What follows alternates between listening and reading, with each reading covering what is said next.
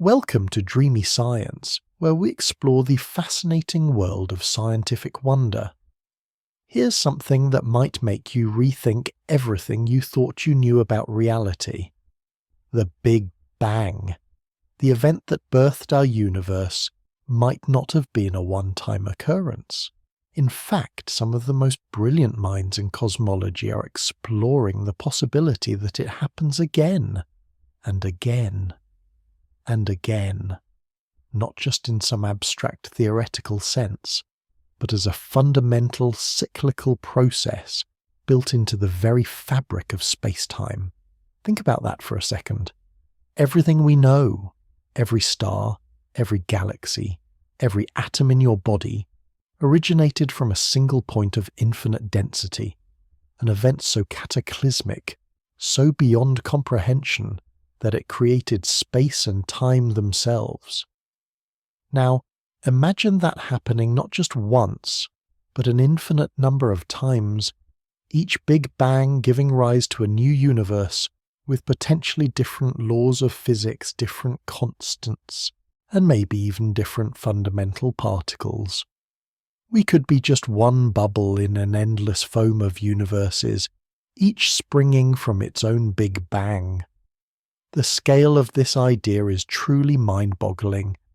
We're not talking about something happening in a distant galaxy or a far-off corner of the universe. We're talking about the origin of everything, potentially repeating itself eternally. And the craziest part?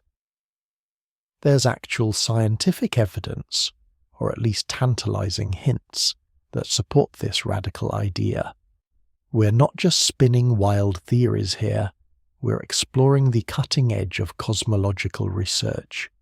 This concept challenges our deepest assumptions about the nature of reality, the arrow of time, and our place in the cosmos. It forces us to grapple with questions that have plagued philosophers and scientists for centuries. What is the universe? Where did it come from? And what, if anything, comes after? If you're enjoying this journey through the fascinating world of science, I'd love it if you'd hit that like button and subscribe to Dreamy Science so you don't miss future episodes. And I'm always curious. Drop a comment letting me know what city you're watching from and what time it is where you are. There's something special about knowing. This exploration of scientific wonder is reaching people all over the world at all hours of the day and night. Now, let's dive in. The CMB is the afterglow of the Big Bang, the faint radiation left over from the universe's fiery birth about 13.8 billion years ago. It's the oldest light we can see, a snapshot of the universe when it was only about 380,000 years old. Before that, the universe was a hot, dense plasma, opaque to light. Think of it like a thick fog. But as the universe expanded and cooled, electrons and protons combined to form neutral hydrogen atoms, making the universe transparent. This allowed the photons, the particles of light, to stream freely, creating the CMB we observe today. Now, here's where it gets fascinating. The CMB isn't perfectly uniform. It has tiny temperature fluctuations, variations in density that are incredibly small, only about 1 part in 100,000. These seemingly insignificant fluctuations are actually the seeds of all the structures we see in the universe today. Galaxies, clusters of galaxies, and even the empty voids between them. Gravity amplified these initial density variations over billions of years, causing matter to clump together and eventually form the cosmic web. Think of it like this. Imagine a perfectly smooth lake. If you drop a pebble into the lake, it creates ripples. These ripples are analogous to the temperature fluctuations in the CMB. The pebble is like a tiny quantum fluctuation in the early universe, and the larger waves that eventually form on the lake are like the galaxies and other large-scale structures that formed over time. So, how do we know this? How can we be so sure that these tiny temperature fluctuations are the seeds of galaxies? The answer lies in the power of observation and mathematical modelling. Scientists have meticulously mapped the CMB using telescopes like the Planck satellite and the Wilkinson Microwave Anisotropy Probe, WMAP.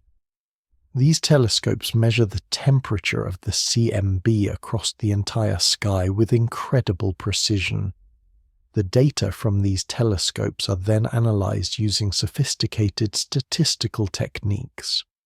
These techniques allow scientists to determine the size, shape, and distribution of the temperature fluctuations.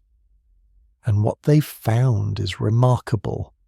The observed patterns in the CMB match almost perfectly with the predictions of the Big Bang theory and the theory of inflation, which we'll delve into later. But here's the really intriguing part.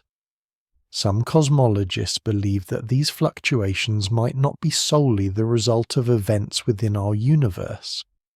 They propose that these patterns could, potentially, contain information about what came before the Big Bang, or even other universes existing alongside our own.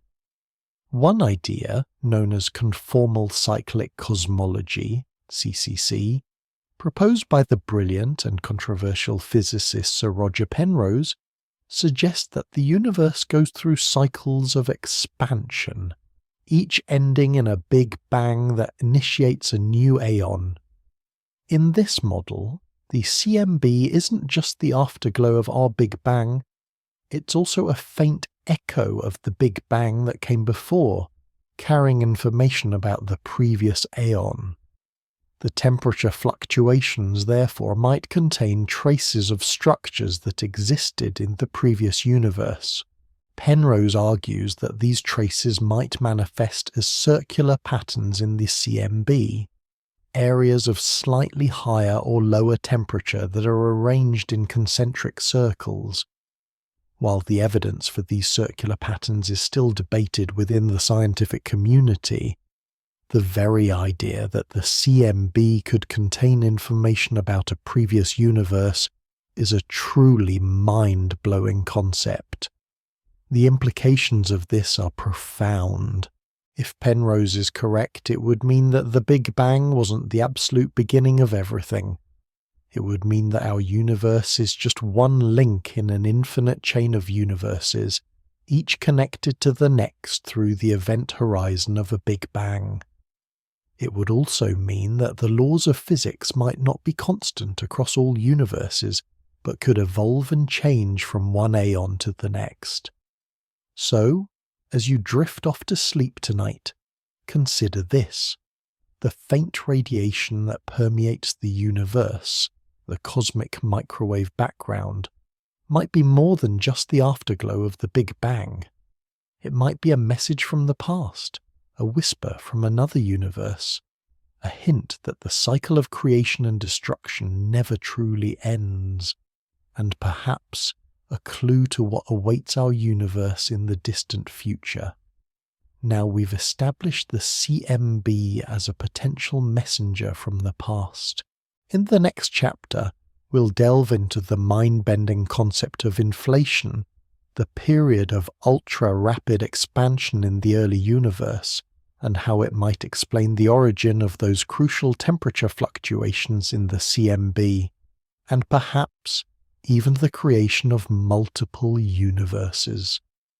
Okay, so you're staring at the cosmic microwave background, this baby picture of the universe, and you're thinking, quote, 1. Good question. Let's zoom in on what might have caused those splotches in the first place. We need to talk about inflation, not the kind that makes your grocery bill higher, but the kind that made the universe unimaginably bigger in a fraction of a second. Think of it like this. You've got a balloon, right? Imagine drawing tiny microscopic dots all over it. Now inflate that balloon. What happens to the dots? They get stretched out, spread apart. Inflation is basically that, but on a cosmic scale. And the dots? Those are quantum fluctuations. Tiny, random energy fluctuations popping in and out of existence. Now, before inflation, these quantum fluctuations were minuscule, existing in a space so small it's practically impossible to imagine. But during inflation, wham! They got amplified, stretched across vast distances, and imprinted onto the very fabric of space-time. These stretched-out quantum fluctuations are what eventually became the seeds for all the structures we see in the universe today. Galaxies, galaxy clusters, even you and me. Seriously, you're made of stardust, which is made of the echoes of quantum jitters from the very early universe. Pretty wild, huh? So, inflation explains the origin of the CMB fluctuations. But how does this tie into the idea of multiple universes or cyclic Big Bangs? Well, here's where things get really interesting. You see, the theory of inflation isn't just a one-size-fits-all thing. There are many different models of inflation, each with its own set of parameters and predictions. And some of these models suggest that inflation didn't just happen once, creating our universe. They suggest it's an ongoing process, constantly happening in different regions of space-time, creating an infinite number of quote two. Think of it like boiling a pot of water. You see bubbles forming, rising to the surface and popping.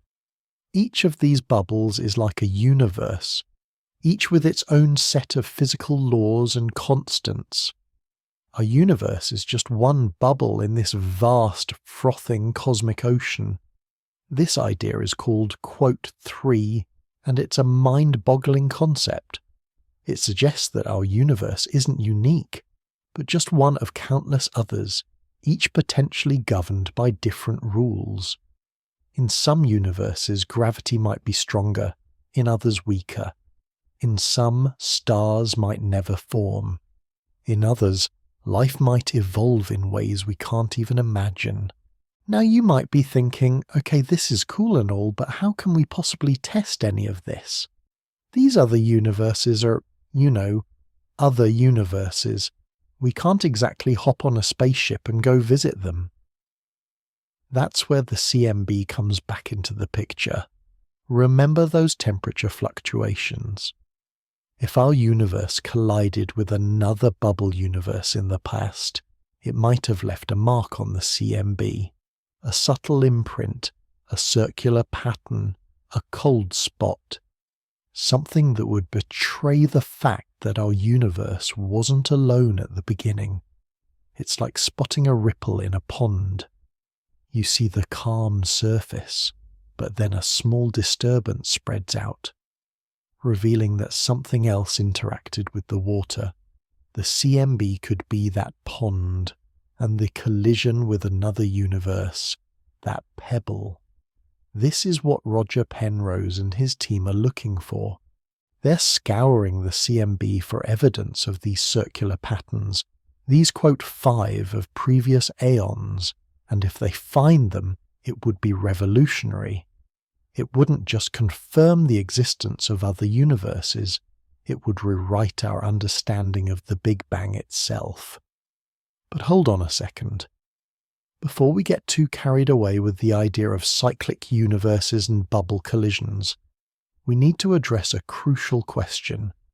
What exactly is the Big Bang? We often talk about the Big Bang as the beginning of the universe, but that's not entirely accurate. It's more like the earliest point we can currently observe. Our current laws of physics break down at the singularity, the infinitely dense, infinitely hot state from which the universe supposedly expanded. We simply don't know what, if anything, came before the Big Bang. Think of it like trying to understand what happens inside a black hole.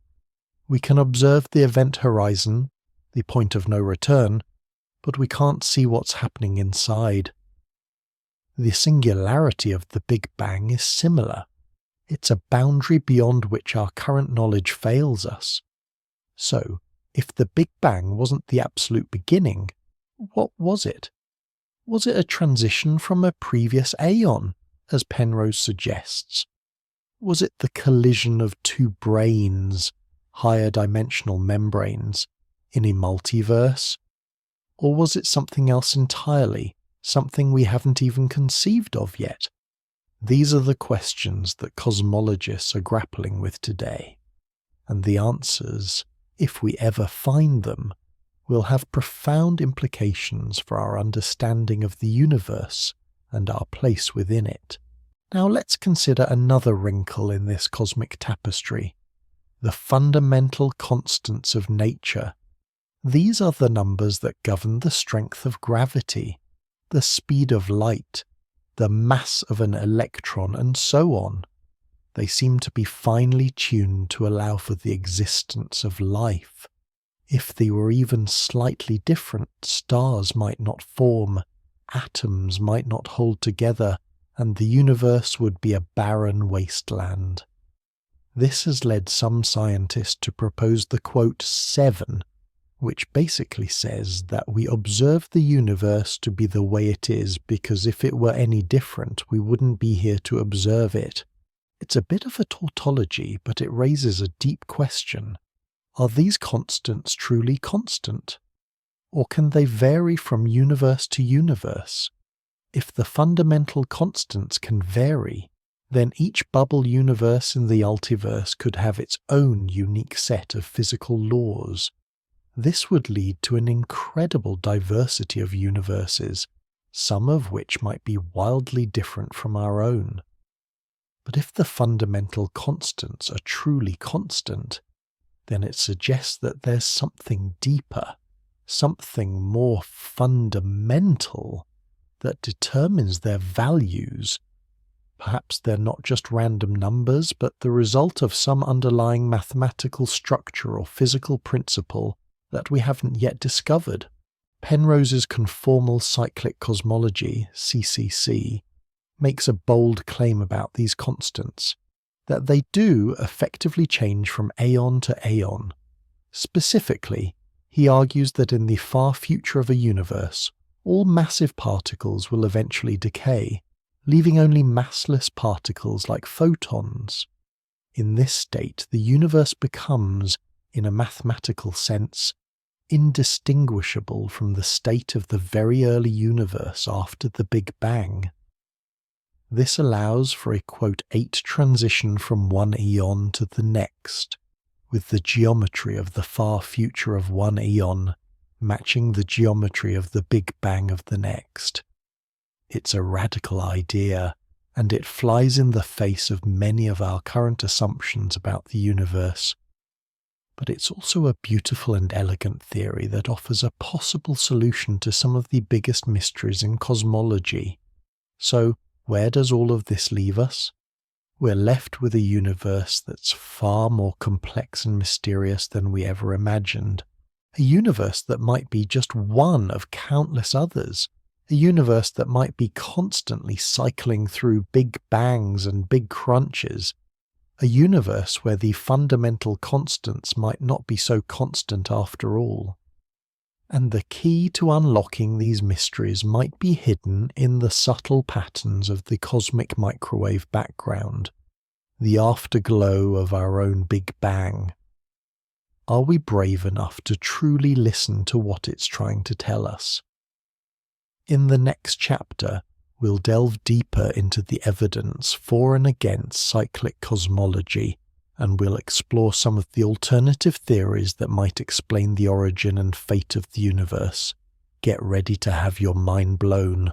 So, you're thinking, quote 9 quote, that's a fair question. We've painted a picture of potentially infinite cycles, bubble universes bouncing around, and fundamental constants playing cosmic hopscotch. But painting a picture and proving it are two very different things. The truth is, definitive proof remains elusive. This is cutting-edge science, venturing into realms where observation is incredibly difficult and theoretical models are constantly being refined. However, that doesn't mean we're just twiddling our thumbs and philosophizing. Scientists are actively searching for evidence, meticulously analyzing data, and pushing the boundaries of what we can detect and understand. One of the most promising avenues of investigation lies in, you guessed it, the cosmic microwave background. Remember those subtle temperature fluctuations we talked about? Think of them as the universe's baby pictures, a snapshot of its infancy. But what if those baby pictures have been doodled on by previous generations of universes? Penrose's conformal cyclic cosmology, CCC, predicts specific patterns in the CMB, circular regions of slightly higher or lower temperature. These aren't just random fluctuations. They're hypothesized to be the imprints of supermassive black holes colliding in the aeon before ours. Imagine it. Two colossal black holes, swirling around each other in a previous universe, merging in a cataclysmic event that sends ripples through space-time.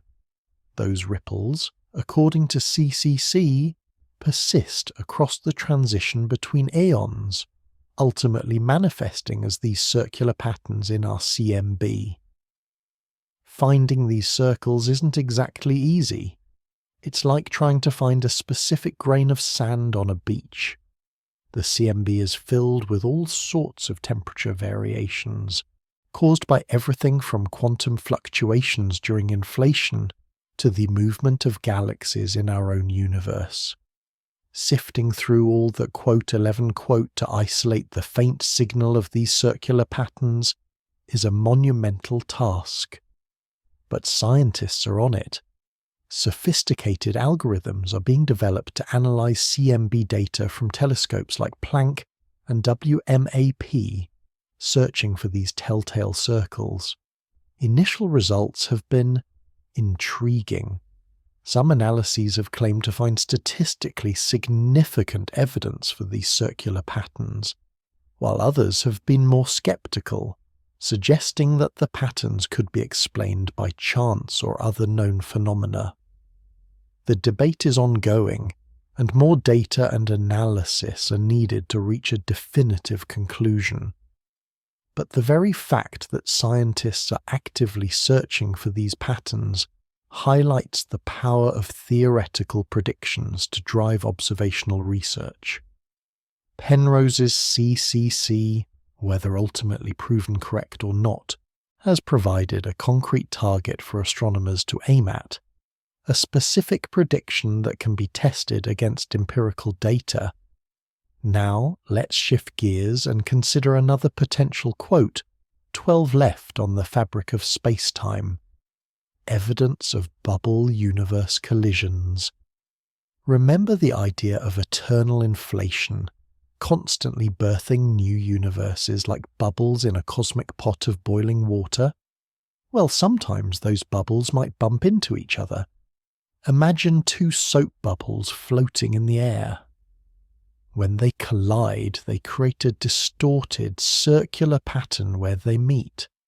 Similarly, if two bubble universes collided in the early universe, the collision could have left a distinct imprint on the CMB. These imprints wouldn't be perfectly circular like the CCC circles. Instead, they would likely be more complex, distorted patterns, reflecting the angle and force of the collision. Think of it like the splash pattern you get when you throw a rock into a pond at an angle.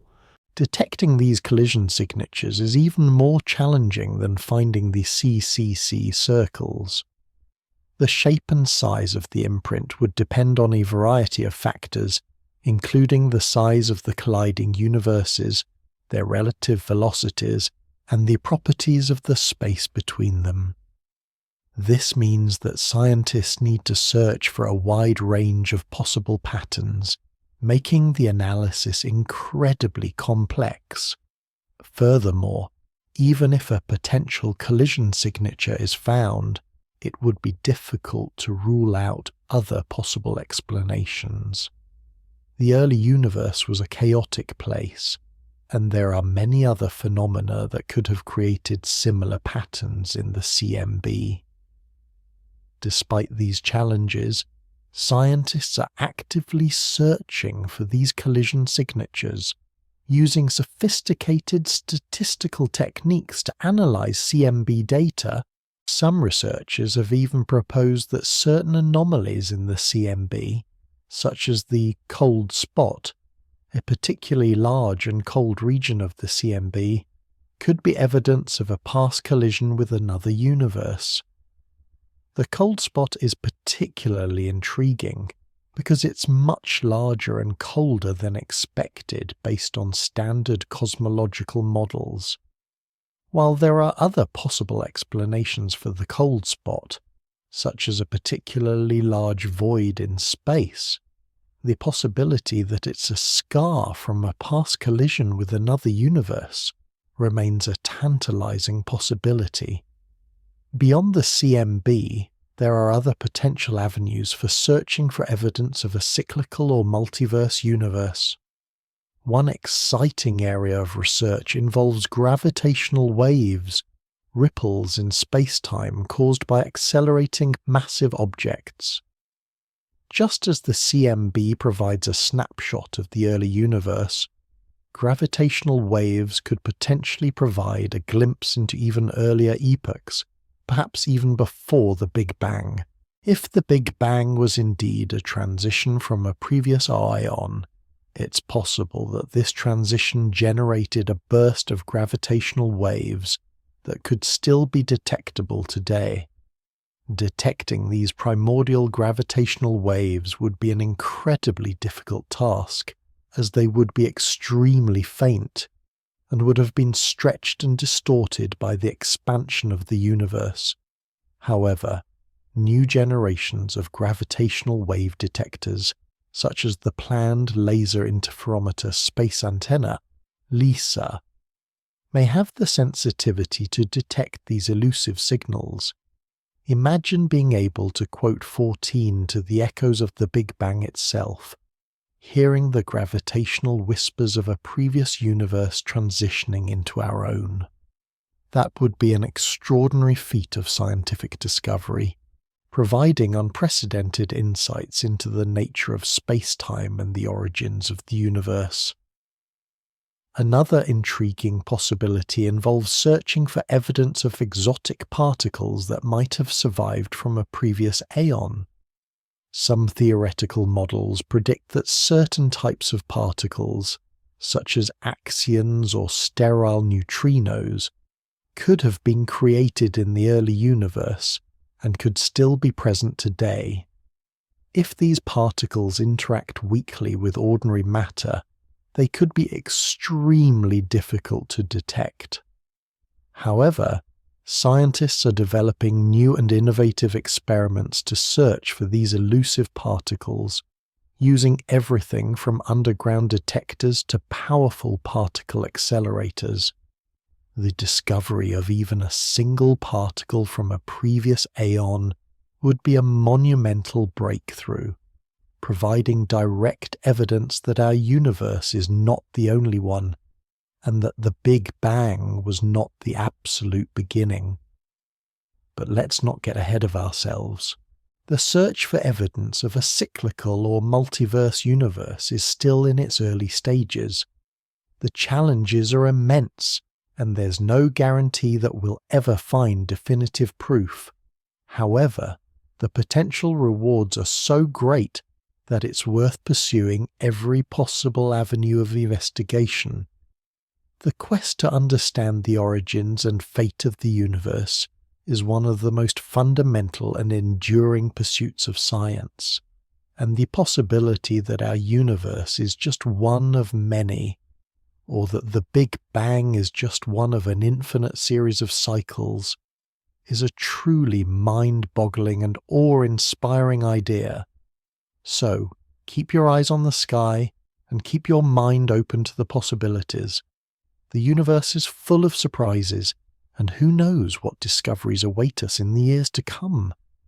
Maybe, just maybe, we'll one day be able to answer the ultimate question: will the Big Bang happen again?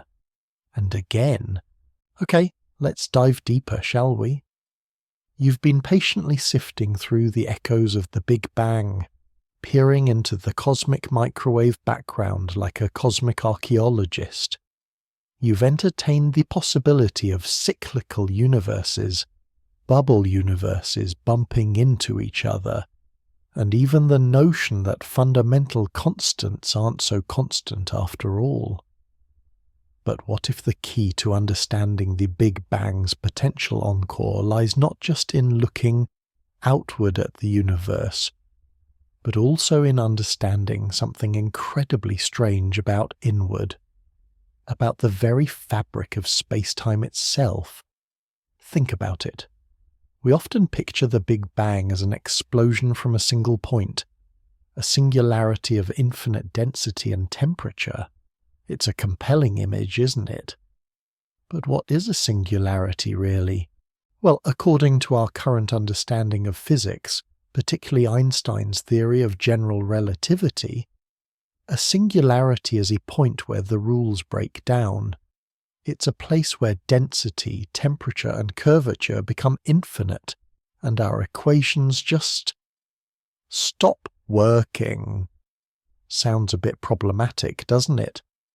General relativity, for all its successes in describing gravity and the large-scale structure of the universe, stumbles when faced with singularities. It's like trying to run a computer program with a critical error. It just crashes. And the Big Bang isn't the only place where singularities pop up. They also lurk at the heart of black holes.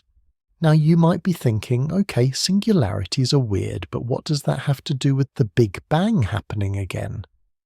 Well, here's where things get really interesting. The existence of singularities, these points where physics as we know it collapses, strongly suggests that general relativity is incomplete. It's a fantastic theory, but it's missing a crucial piece of the puzzle. And that missing piece likely involves quantum mechanics, the theory that governs the behavior of matter at the atomic and subatomic levels. See, general relativity deals with gravity as a smooth, continuous force, a curvature of space-time caused by mass and energy. Quantum mechanics, on the other hand, describes the universe as fundamentally granular, quantized into discrete units. Reconciling these two seemingly incompatible descriptions of reality is one of the biggest challenges in modern physics. It's the quest for a theory of quantum gravity. And why is quantum gravity relevant to our cyclical Big Bang quest? Because a successful theory of quantum gravity might be able to resolve singularities. Instead of an infinitely dense point, a quantum gravity theory might predict a state of extremely high, but finite, density and temperature. Imagine replacing that infinitely sharp point with a fuzzy quantum bounce. This bounce is crucial. If the Big Bang wasn't a true singularity, but rather a bounce from a previous state, then the idea of a cyclical universe becomes much more plausible. Instead of emerging from nothing, our universe could have emerged from the collapse of a previous universe. Think of it like a cosmic accordion, expanding and contracting in an endless cycle of bangs and crunches. So, how do we go about finding evidence for this quantum bounce? Well, that's the million-dollar question, isn't it? One promising avenue involves looking for specific patterns in the primordial gravitational waves. Remember those gravitational waves we discussed earlier? The ripples in space-time caused by accelerating masses. The Big Bang should have produced a burst of gravitational waves, and the characteristics of those waves would be different depending on whether the Big Bang was a true singularity or a quantum bounce. If it was a singularity, we'd expect to see a certain spectrum of gravitational waves, a particular distribution of frequencies and amplitudes. But if it was a bounce, the spectrum would be modified, potentially exhibiting a cutoff at high frequencies. It would be like the universe had a high-frequency filter applied to the gravitational waves. Detecting these primordial gravitational waves is an incredibly challenging task. They are incredibly faint and easily drowned out by other sources of gravitational waves in the universe, like merging black holes and neutron stars. However, scientists are developing increasingly sensitive detectors, such as the Laser Interferometer Space Antenna, LISA, which will be able to detect gravitational waves from space, free from the noise of the Earth. Another potential clue might lie in the distribution of dark matter. We know that dark matter makes up a significant portion of the universe's mass, but we still don't know what it is. If the Big Bang was a quantum bounce, it could have affected the properties of dark matter, potentially leading to observable differences in its distribution compared to what we'd expect from a standard Big Bang model. Furthermore, some theories of quantum gravity predict the existence of exotic particles that would have been created in the extreme conditions of the early universe. These particles might still be around today, albeit in very small quantities. Detecting these particles would be a major breakthrough, providing direct evidence for quantum gravity and potentially shedding light on the nature of the Big Bang. Of course, all of these ideas are highly speculative. We are pushing the boundaries of our knowledge, venturing into territory where our current theories are stretched to their limits. But that's what makes science so exciting, isn't it? The thrill of the unknown, the challenge of unraveling the universe's deepest mysteries. And let's not forget another, perhaps even wilder, possibility that arises from considering the quantum realm: quantum entanglement. You've probably heard of it. It's the spooky action at a distance that Einstein famously disliked. Entanglement is a phenomenon where two or more particles become linked together in such a way that they share the same fate, no matter how far apart they are. Measure the property of one particle, and you instantly know the property of the other, even if they are on opposite sides of the universe. Could entanglement play a role in connecting different universes or different cycles of the Big Bang? It's a far-out idea, but some physicists have proposed that entanglement might be a fundamental aspect of space-time itself, a kind of cosmic glue that holds everything together. If that's the case, then entanglement could potentially transmit information or even energy from one universe to another, or from one aeon to the next, influencing the conditions of the Big Bang and seeding the next cycle of cosmic evolution. Imagine this: two universes, separated by time or even by some unknown dimension, are entangled. The quantum fluctuations in one universe are correlated with the quantum fluctuations in the other. As one universe approaches its end, its quantum state becomes increasingly entangled with the quantum state of the universe that is about to be born. This entanglement could then influence the initial conditions of the new universe, shaping its fundamental constants, its distribution of matter, and even its laws of physics. It's a mind-boggling concept, isn't it? But it highlights the deep connections between quantum mechanics, gravity, and the nature of the Big Bang. The more we learn about these fundamental aspects of reality, the closer we get to understanding whether the Big Bang is a one-time event or just one act in an infinite cosmic play. So, keep looking, keep questioning, and keep exploring. The universe is full of surprises, and the answer to whether the Big Bang will happen again might be lurking just around the corner, waiting to be discovered. The CMB, gravitational waves, dark matter, exotic particles, and even the strange phenomenon of quantum entanglement, all of these offer tantalizing clues in our quest to understand the ultimate fate of the cosmos. And who knows, maybe you will be the one to find the missing piece of the puzzle. Okay, so we've been poking around the edges of the Big Bang, searching for clues about what, if anything, came before. We've looked at the CMB, contemplated bubble universes, and even dared to peek into the abyss of the singularity. But what if the answer isn't written in the stars, but rather in the very fabric of space-time itself? What if the key to understanding a recurring Big Bang lies in understanding information? Think about it this way. You're holding a deck of cards. It's neatly arranged, ace through king, in each suit. That's a very specific low-entropy state. Now, shuffle the deck. The order becomes randomized. Entropy, a measure of disorder, has increased.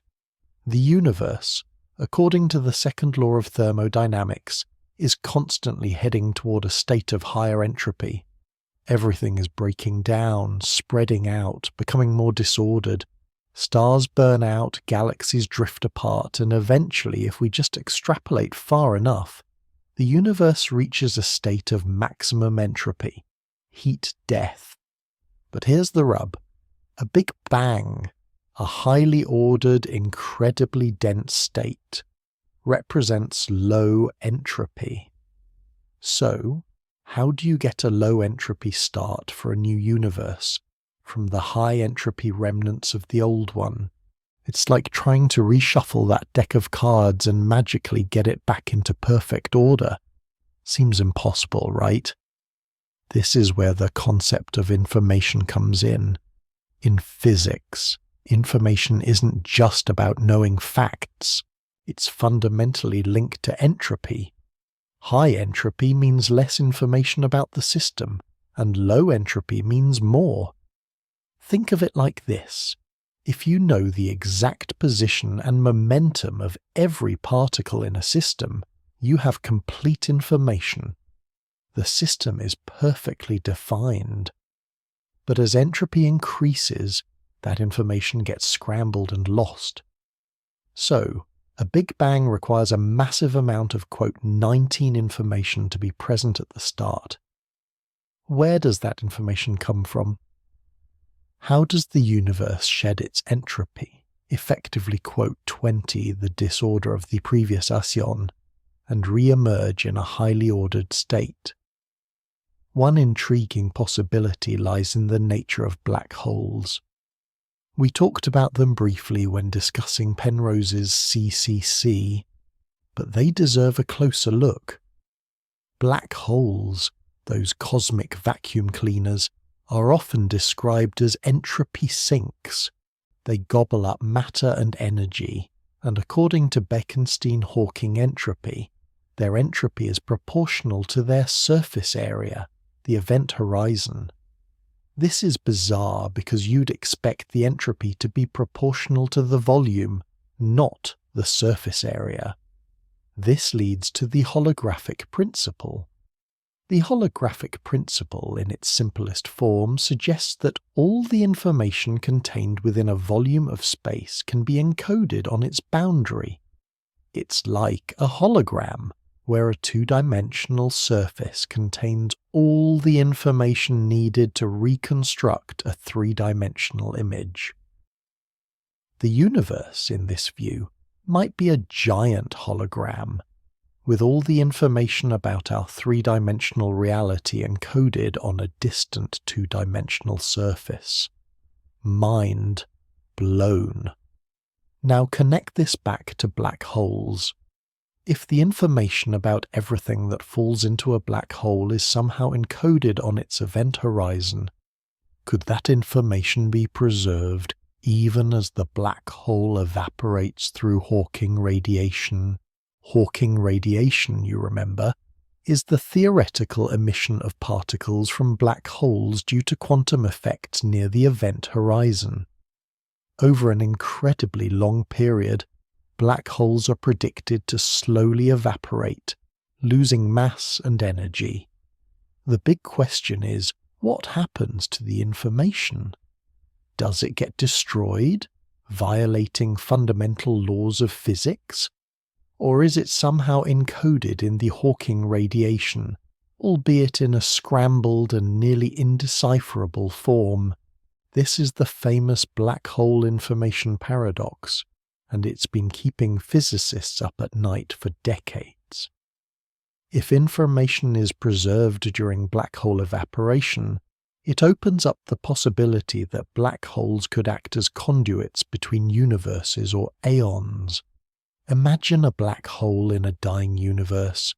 It swallows up the remnants of that universe, encoding all its information on its event horizon.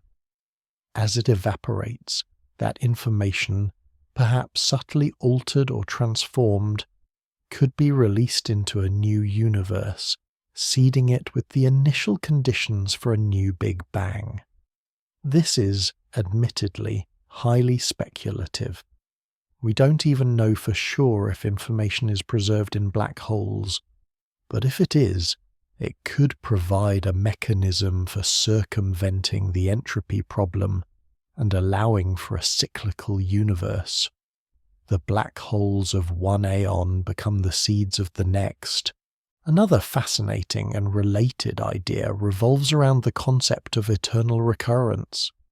Think Nietzsche, but with a physics twist.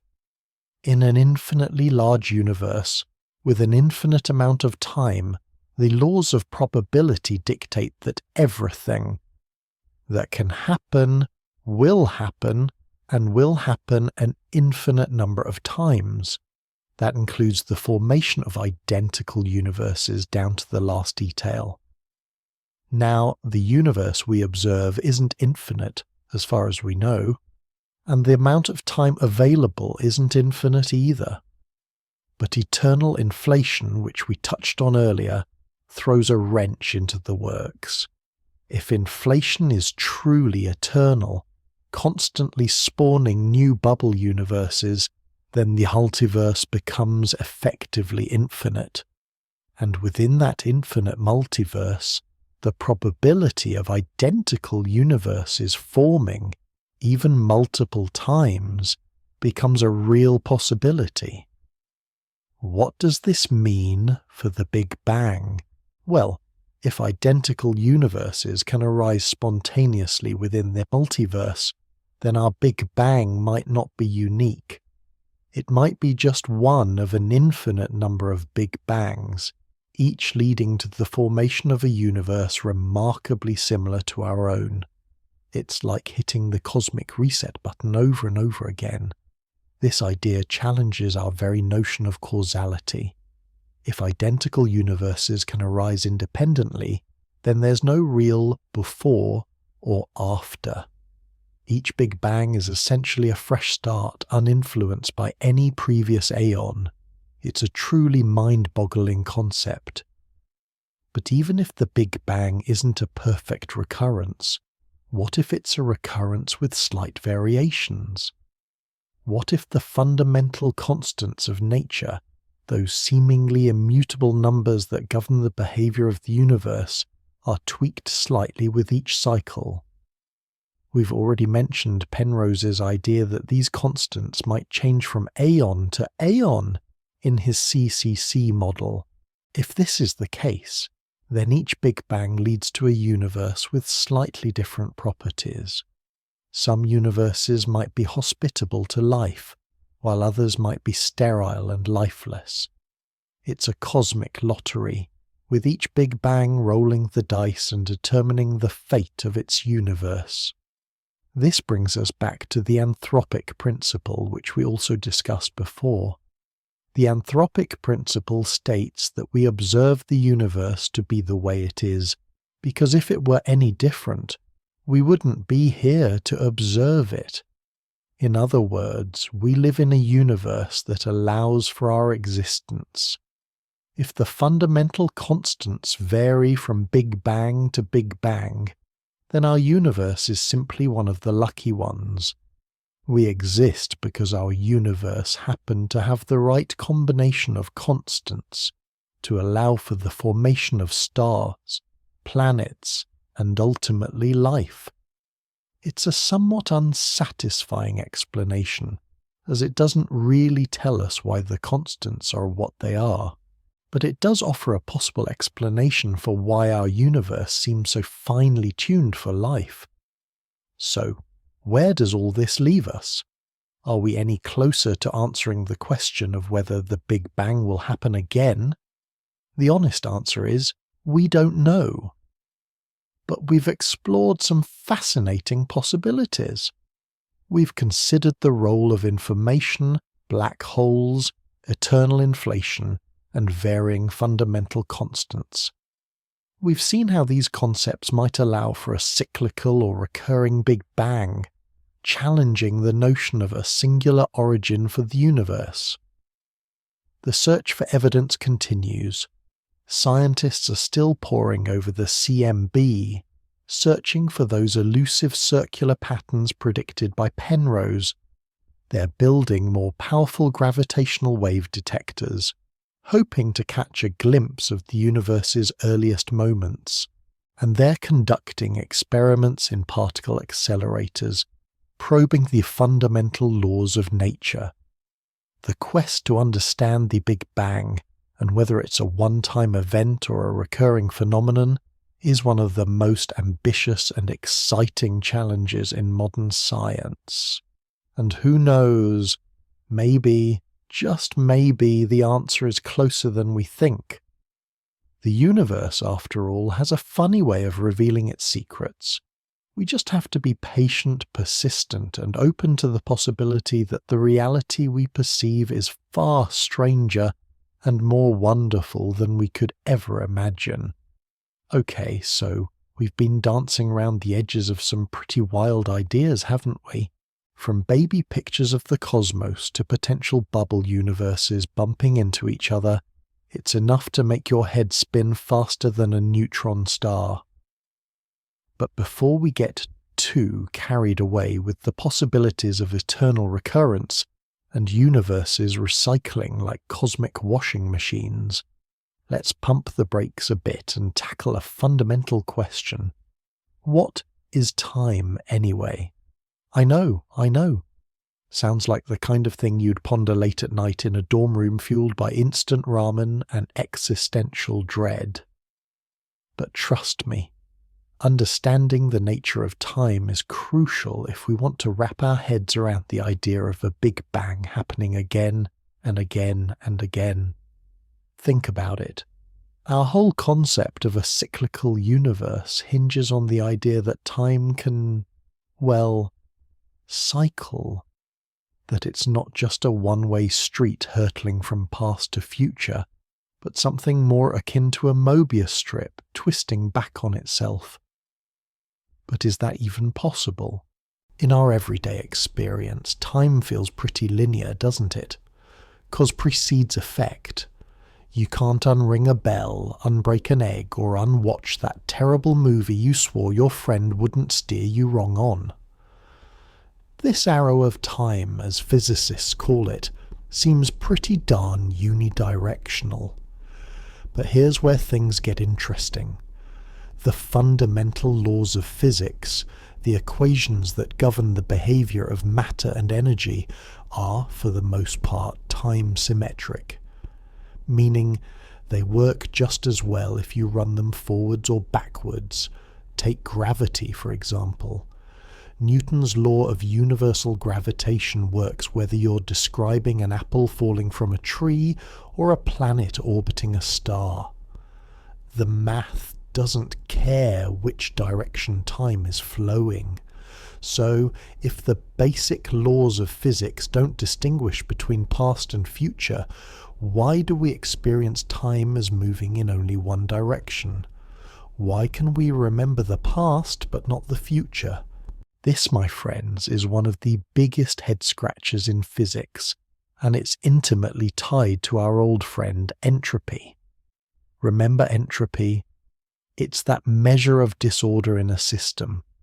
The second law of thermodynamics tells us that entropy always increases over time in a closed system.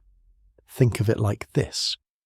You can easily scramble an egg, but you can't unscramble it. The scrambled egg represents a higher state of entropy, more disorder, than the neatly separated yolk and white. The prevailing explanation for the arrow of time is that it's driven by the increasing entropy of the universe. The Big Bang started with an incredibly low entropy state, a highly ordered and uniform universe. As the universe expands and evolves, entropy increases, creating the asymmetry between past and future that we perceive as the flow of time. Okay, deep breath. That's a lot to take in. But stick with me. If the arrow of time is tied to entropy, then the possibility of a cyclical universe hinges on whether entropy can somehow reset itself. Can the universe, after reaching a state of maximum entropy, what physicists call double quote 25 double quote, somehow rewind itself back to a low entropy state and kick off another Big Bang? This is where things get really speculative, and where different models of cyclic cosmology diverge. One idea, related to Roger Penrose's conformal cyclic cosmology, CCC, suggests that the universe, in its far future, essentially forgets about scale. As all the matter and energy dilute to near-nothingness, and black holes evaporate via Hawking radiation, the universe becomes increasingly uniform. In this ultra-dilute state, the universe's geometry becomes scale invariant, meaning that it looks the same regardless of how much you zoom in or out. Penrose proposes that this scale invariant state can be conformally mapped onto the Big Bang of a new aeon, effectively resetting the clock. But how does this quote 27 of scale actually happen? That's the million-dollar question, and honestly, nobody really knows for sure. Penrose's theory relies on some pretty exotic physics, including the existence of massless particles that don't interact with gravity in the same way as ordinary matter. Another possibility, which we touched on earlier, involves the idea of a quantum bounce. Instead of a singularity at the Big Bang, where the laws of physics break down, a theory of quantum gravity might allow for a bounce, where the universe collapses to a minimum size and then re-expands. In this scenario, the universe before the bounce might be considered a previous aeon, and the bounce itself acts as a transition between aeons. The key challenge for bounce cosmologies is explaining how entropy can decrease during the contracting phase of the universe. After all, the second law of thermodynamics seems pretty adamant about entropy always increasing. One proposed solution involves the idea that the contracting universe is not simply a time-reversed version of the expanding universe. Instead, the very nature of space and time might change during the contraction, allowing for entropy to decrease in some sense. Some physicists have even suggested that the information lost in black holes might play a role in resetting entropy. Remember the holographic principle? It suggests that all the information contained within a volume of space can be encoded on its boundary. If black holes are the ultimate repositories of information, and if they eventually evaporate via Hawking radiation, then that information might somehow be transferred to a new aeon, effectively resetting the entropy clock. Of course, this raises a whole host of other questions. How is this information transferred? What form does it take, and how does it influence the initial conditions of the new aeon? Again, we're venturing into the realm of pure speculation here. But let's not forget another crucial piece of the puzzle: dark energy. This mysterious force is causing the universe to expand at an accelerating rate. If dark energy continues to dominate, the universe will eventually become so dilute that it will reach a state of near total emptiness. This scenario, known as the heat death of the universe, seems to preclude the possibility of a cyclical universe. After all, how can you have another Big Bang if there's nothing left to bang? However, some theories suggest that dark energy might not be constant. It could be a dynamic field that eventually decays or even reverses its sign, causing the universe to contract.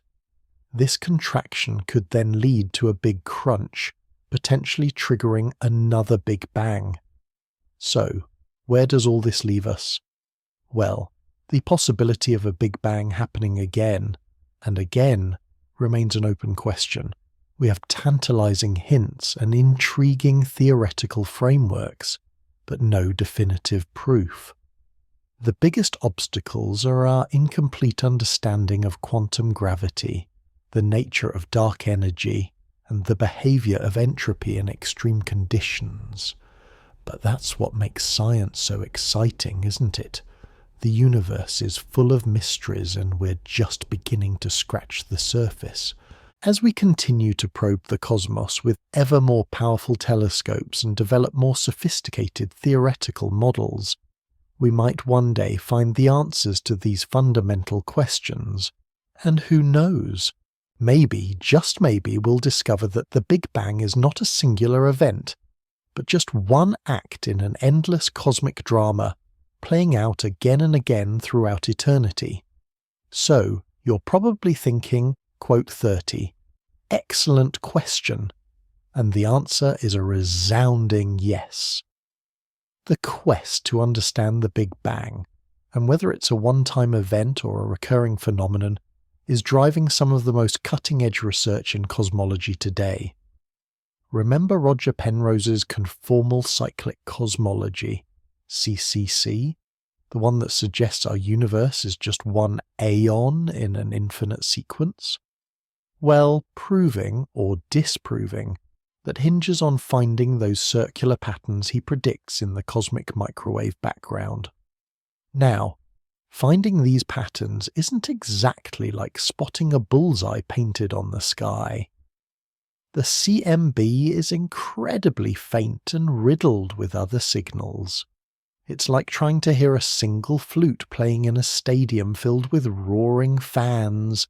Scientists use sophisticated statistical techniques and computer algorithms to sift through the noise and look for subtle, repeating temperature variations that might indicate the imprint of a previous universe.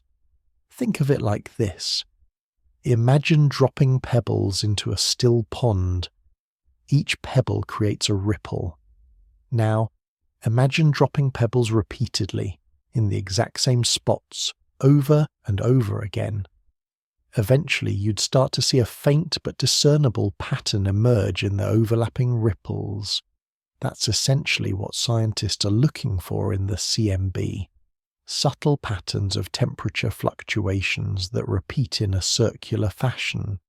One of the biggest challenges is distinguishing these potential echoes from random fluctuations or other cosmological phenomena. The CMB is a complex tapestry woven from various threads, and untangling them requires immense computational power and a deep understanding of astrophysics. Furthermore, even if circular patterns are found, proving they originate from a previous aeon, rather than some process within our own universe, is a monumental task. But the search goes on. teams of researchers around the world are analysing CMB data from missions like the Planck satellite, poring over maps of the early universe with the hope of uncovering these elusive circular fingerprints. Are they there? The jury is still out. Some studies have claimed to find tentative evidence, while others remain skeptical. The debate is lively, and the research is ongoing. It's a true detective story, with the universe itself as the crime scene. What about those bubble universes we talked about? If eternal inflation is correct, and our universe is just one bubble in a vast multiverse, then collisions between bubbles should leave detectable signatures in the CMB. These signatures wouldn't be circular patterns, but rather more complex, distorted shapes. Think of it like the dent left in a balloon when it bumps into another balloon. Searching for these collision signatures is another active area of research. Scientists use computer simulations to model what these collisions might look like, and then compare these models to actual CMB data. Again, the challenge is distinguishing potential collision signatures from other sources of noise and distortion. The universe is a noisy place after all. Imagine trying to find a single specific splash in the ocean after a storm. It's tough. But the potential reward, confirmation of the multiverse and a glimpse into other universes, is well worth the effort. But the CMB isn't the only game in town. Remember those primordial gravitational waves we discussed? The ripples in space-time generated during the Big Bang, or perhaps the Big Bounce. Detecting these waves would provide a direct window into the universe's earliest moments, offering invaluable clues about its origin and evolution. And guess what? Scientists are working hard to do just that. Projects like the Laser Interferometer Space Antenna, LISA, a planned space-based gravitational wave observatory, are designed to detect these faint ripples in space-time. LISA will consist of 3 spacecraft separated by millions of kilometers, forming a giant laser interferometer in space. By precisely measuring the distances between the spacecraft, LISA will be able to detect the subtle stretching and squeezing of space-time caused by gravitational waves. Think of it as an incredibly sensitive cosmic microphone, capable of the faint whispers of the Big Bang. If LISA, or other similar projects, detects primordial gravitational waves, it could provide strong evidence for inflation or alternative scenarios like a big bounce. The specific properties of these waves, their frequency, amplitude, and polarization, could reveal crucial information about the conditions that existed in the very early universe. Furthermore, the distribution of dark matter could also hold clues about the nature of the Big Bang. If the Big Bang was truly a unique event, we might expect a certain distribution of dark matter throughout the universe. However, if the Big Bang was preceded by a previous aeon or universe, the distribution of dark matter might be different, reflecting the influence of that previous era. Mapping the distribution of dark matter is a challenging task, as dark matter doesn't interact with light. However, scientists can infer its presence by observing its gravitational effects on visible matter. Techniques like gravitational lensing, which measures how the gravity of dark matter bends and distorts the light from distant galaxies, can be used to create detailed maps of dark matter distribution. Imagine using a magnifying glass to look at a warped image. The way the light bends tells you about the shape of the glass itself. Similarly, the way light from distant galaxies is distorted by dark matter tells us about the distribution of dark matter in the universe. By comparing these maps to theoretical predictions based on different cosmological models, scientists can test whether the observed distribution of dark matter is consistent with a single Big Bang or a cyclical universe. And let's not forget about those exotic particles we mentioned earlier.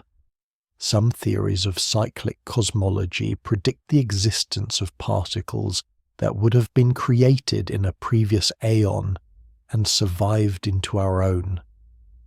These particles might interact with dark matter or dark energy in unique ways, leaving detectable signatures in the universe. Searching for these exotic particles is a long shot, but it's a potentially game-changing endeavour. It's like searching for a specific grain of sand on a beach. The odds are astronomical, but the discovery would be revolutionary. So, as you can see, the quest to understand the Big Bang and the possibility of a cyclical universe is a multifaceted endeavour, involving a wide range of observational and theoretical approaches. From analysing the CMB to detecting gravitational waves to mapping the distribution of dark matter, scientists are attacking the problem from all angles. But even with all this effort, there are still significant hurdles to overcome. The signals we are looking for are incredibly faint. The data is often noisy and ambiguous, and the theoretical models are still under development. It's a bit like trying to assemble a jigsaw puzzle with missing pieces in a dimly lit room while someone keeps shaking the table. However, the potential reward, a deeper understanding of the universe and our place within it, makes the effort worthwhile. Every new observation, every new theoretical insight brings us one step closer to unraveling the mysteries of the Big Bang. And who knows, maybe, just maybe, we'll eventually find definitive evidence that the Big Bang isn't just a beginning, but also a transition, a doorway between universes, an echo of eternity. The universe, after all, loves a good encore. Okay, buckle up, cosmic explorer. We've been diving deep into the theoretical waters of cyclical universes, quantum bounces, and the faint whispers of previous epochs echoing in the cosmic microwave background. But now, let's ask ourselves a crucial question. If the Big Bang isn't a singular event, if it's just one phase in an endless cosmic cycle, what fuels this cosmic engine? What is the driving force behind these repeated bangs? What keeps the universe bouncing instead of just stopping? That, my friend, is the million-dollar question, or perhaps more accurately, the multi-billion light-year question. And like many of the biggest mysteries in cosmology, the answer isn't exactly straightforward. We're venturing into the realm of theoretical physics, where ideas are still being debated and evidence is often indirect or circumstantial. But that's what makes it so exciting, right? One compelling possibility revolves around something we've already touched upon: dark energy. Remember that mysterious force that's causing the universe to expand at an accelerating rate? Well, what if dark energy isn't just a constant presence, but a dynamic player in the cosmic drama? Think of it like this. Imagine a giant spring. You compress it, store energy within it, and then release it. Wham! The spring expands, releasing all that stored energy. Now imagine that spring is the universe, and dark energy is the force compressing it. In some cyclical models, dark energy isn't a constant. Instead, it can evolve over time. It might start weak, allowing gravity to dominate and pull everything together. Eventually, the universe contracts, becoming smaller and denser. As it contracts, dark energy could increase in strength, pushing back against gravity. This push becomes so powerful that it eventually overcomes gravity's pull, halting the contraction and initiating a new expansion, a new Big Bang. But how does dark energy actually do this? That's where things get a little speculative. One idea is that dark energy is related to a hypothetical field called quintessence. Unlike the cosmological constant, which is a fixed energy density, quintessence is a dynamic field that can change over time and space. Its energy density and pressure can vary, potentially leading to the cyclical behavior we're looking for. Think of quintessence as a cosmic dial that controls the expansion and contraction of the universe. Turn the dial one way and the universe expands. Turn it the other way and it contracts. The key is finding a mechanism that can reliably turn that dial at the right times. Another possibility involves phantom energy, an even more exotic form of dark energy. Phantom energy is characterized by an equation of state, where its pressure is more negative than that of the cosmological constant. This means that as the universe expands, the energy density of phantom energy actually increases. Now that might sound a little crazy, but bear with me.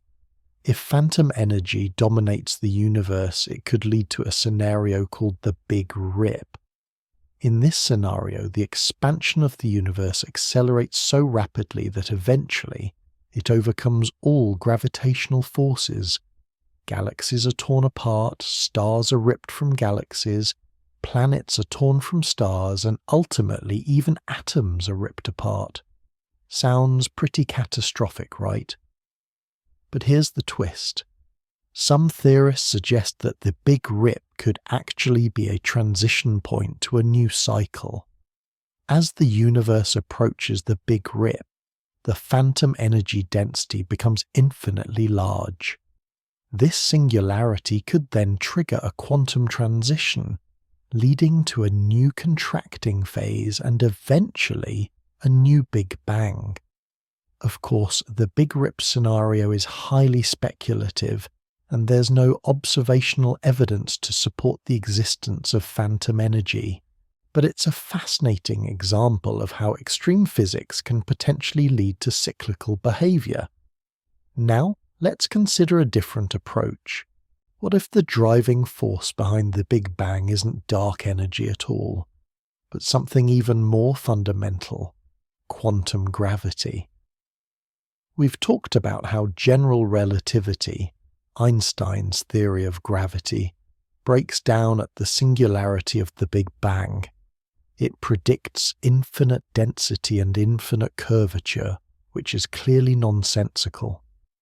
This is where quantum gravity comes in. Quantum gravity is a theoretical framework that attempts to reconcile general relativity with quantum mechanics, the theory that governs the behavior of matter at the subatomic level. The problem is, gravity is described by general relativity as a smooth, continuous force, while quantum mechanics describes the universe as being made of discrete packets of energy and matter. Reconciling these two views is one of the biggest challenges in modern physics. However, if we can develop a successful theory of quantum gravity, it could potentially resolve the singularity problem and provide a mechanism for a cyclical universe. One promising approach is loop quantum gravity. In loop quantum gravity, space itself is quantized, meaning it's made up of discrete units, like tiny pixels on a screen. These units are connected in a network of loops, forming the fabric of space-time. Now, imagine the universe contracting. As it gets smaller and smaller, the loops become more and more compressed. Eventually, they reach a point where they can't be compressed any further. At this point, the quantum nature of space becomes dominant, and gravity effectively becomes repulsive. This repulsive force halts the contraction and initiates a new expansion, a quantum bounce. Think of it like a trampoline. You jump on it, compressing the springs, but the springs eventually reach a point where they can't be compressed any further, and they bounce you back up. In loop quantum gravity, space-time itself acts like a trampoline, bouncing the universe from contraction to expansion. Another approach to quantum gravity is string theory. In string theory, the fundamental building blocks of the universe aren't point-like particles, but tiny vibrating strings. These strings can vibrate in different modes, corresponding to different particles and forces. String theory is incredibly complex, and it's still under development, but it has the potential to resolve the singularity problem and provide a framework for understanding the early universe. In some string theory models, the Big Bang isn't a singular event, but a transition between different phases of the universe. For example, there's the ekpyrotic scenario, which proposes that our universe collided with another universe in a higher dimensional space. This collision released a tremendous amount of energy, triggering the Big Bang. In this scenario, the Big Bang isn't the beginning of everything, but the result of a collision between two pre-existing universes. So, as you can see, there are many different ideas about what could be fueling the cosmic engine and driving the cyclical Big Bang. Dark energy, quintessence, phantom energy, loop quantum gravity, string theory. They all offer potential mechanisms for a universe that bounces from contraction to expansion, endlessly repeating the cycle of creation and destruction. But which of these ideas is correct, or are none of them correct? That's the challenge facing cosmologists today. We need to find evidence that can support one theory over another, or perhaps even lead us to a completely new understanding of the universe. And that, my friend, is where we'll pick up in the next chapter. We'll delve into the latest research and experiments that are attempting to test these ideas and unravel the mysteries of the cyclical universe. Get ready to explore the cutting edge of cosmology, where the biggest questions are being asked and the most exciting discoveries are waiting to be made. Because the quest to understand the Big Bang and whether it happens again and again is far from over. So you're still with me, huh? Excellent! Because now we're diving headfirst into perhaps the most tantalizing aspect of this whole cyclical shebang, the possibility of receiving actual messages from a previous universe. I'm not talking about subtle patterns in the CMB or faint whispers in the gravitational wave spectrum. I'm talking about bona fide, in-your-face, greetings from Universe X messages. Sounds like science fiction. Maybe. But let's see if science fact can catch up. Think about it this way.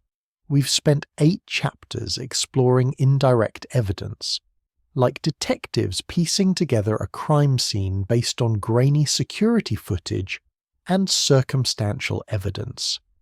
Now, imagine stumbling upon a witness who actually saw the whole thing go down. That's what we're hoping for with these messengers. But what form could these messages even take? What could possibly survive the cosmic blender that is the Big Bang and carry information from one universe to the next? Well, that's the million-dollar question, isn't it? One intriguing possibility lies with something called primordial black holes. These aren't your garden variety black holes formed from the collapse of massive stars. Primordial black holes, if they exist, would have formed in the incredibly dense and chaotic environment of the early universe, possibly from density fluctuations during inflation. They could be incredibly small, even microscopic, and possess mind-boggling density. Now here's where it gets interesting. Remember our discussion about information and black holes? The whole black hole information paradox suggests that information falling into a black hole isn't truly destroyed. It's somehow encoded on the event horizon and potentially released via Hawking radiation. But what if, under certain exotic conditions, primordial black holes could act as wormholes, tiny tunnels connecting our universe to a previous one? What if, instead of Hawking radiation randomly sputtering out, these wormholes could selectively transmit information, perhaps encoded into quantum properties of particles, from the universe of their origin? It's a wild idea, I know, but consider this. If a previous universe had intelligent life, and who's to say it didn't, they might have figured out a way to intentionally encode information into these primordial black holes before their universe met its end. They could have essentially created cosmic time capsules, hoping that someone somewhere in a future universe would find them. How would we detect these messages? That's the tricky part. We'd need to identify primordial black holes, which is already a monumental challenge. They're tiny, elusive, and don't interact with light in the same way as regular black holes. But scientists are exploring various methods, including searching for their gravitational effects on nearby objects, or even looking for bursts of gamma rays emitted when they evaporate, if they evaporate at all.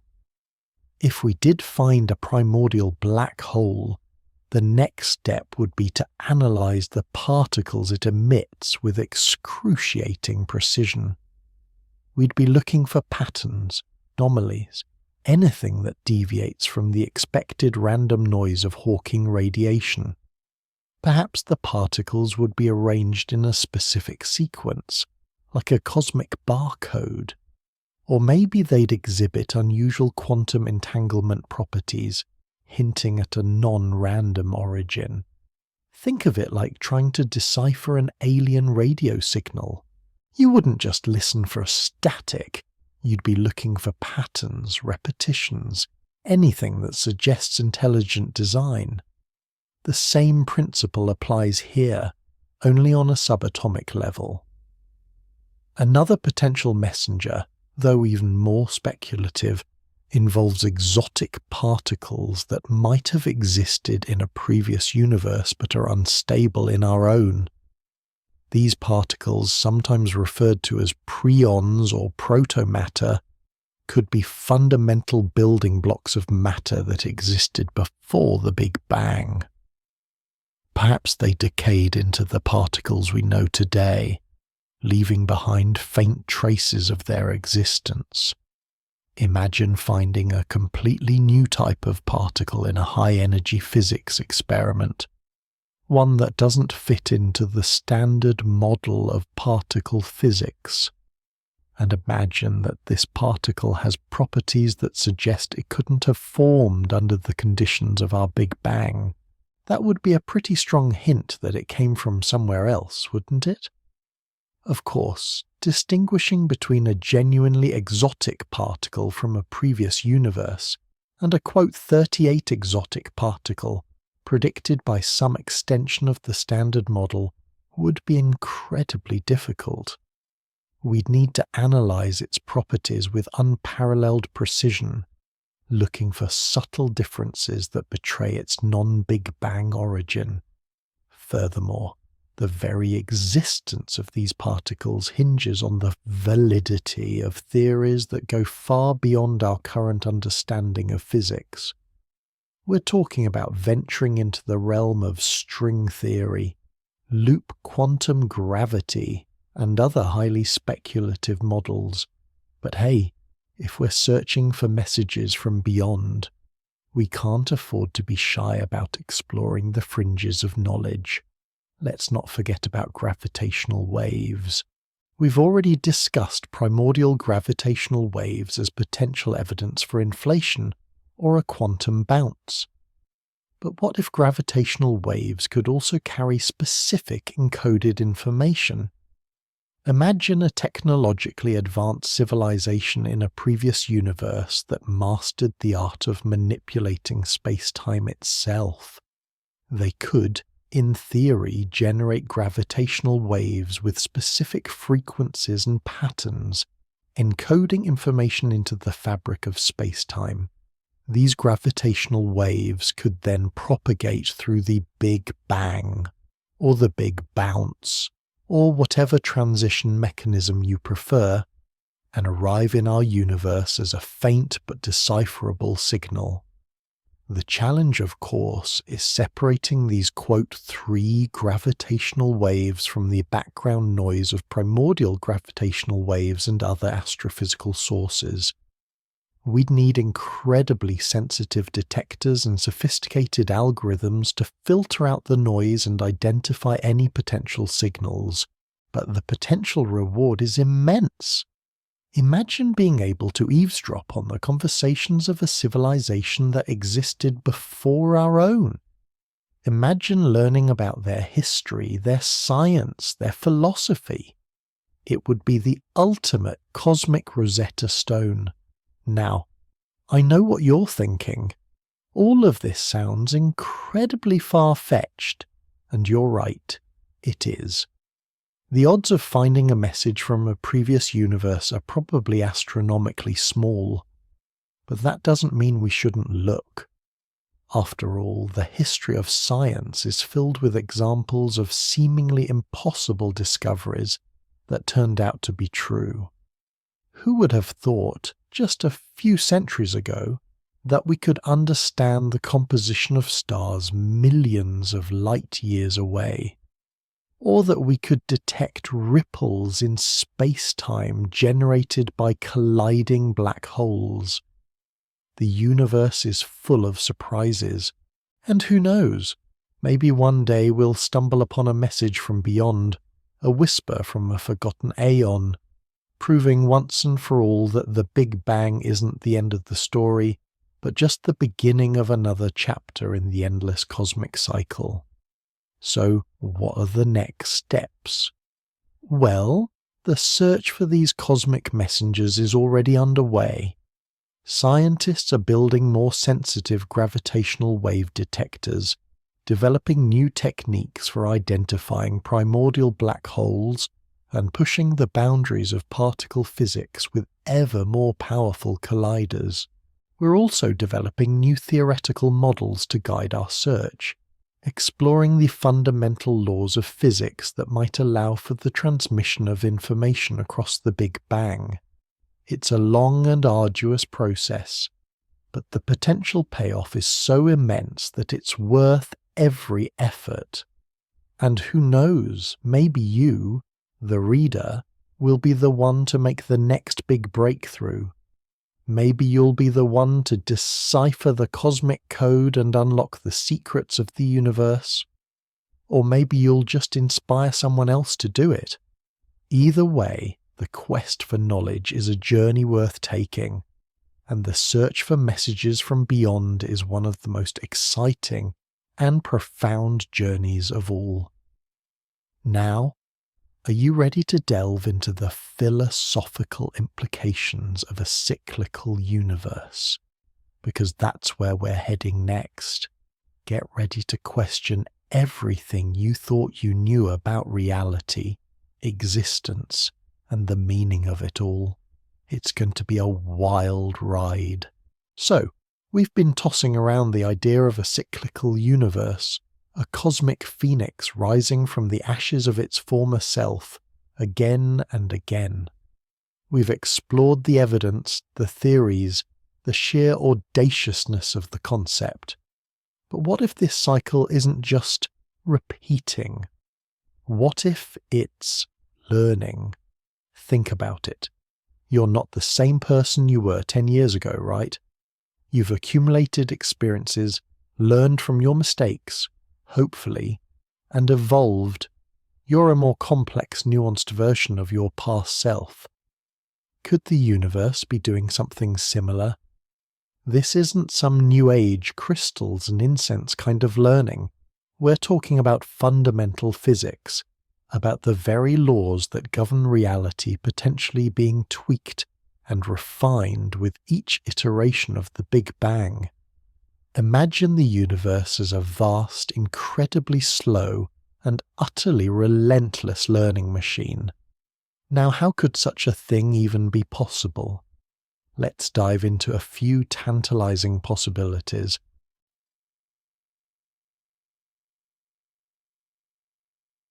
The fine-tuning problem revisited.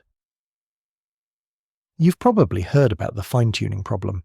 It's the observation that the fundamental constants of nature, things like the strength of gravity, the mass of the electron, the speed of light, seem to be exquisitely calibrated to allow for the existence of stars, galaxies, planets, and ultimately life. If these constants were even slightly different, the universe would be a sterile, lifeless void. Why is this a problem? Well, it seems incredibly unlikely that these constants would just happen to fall into this incredibly narrow range by pure chance.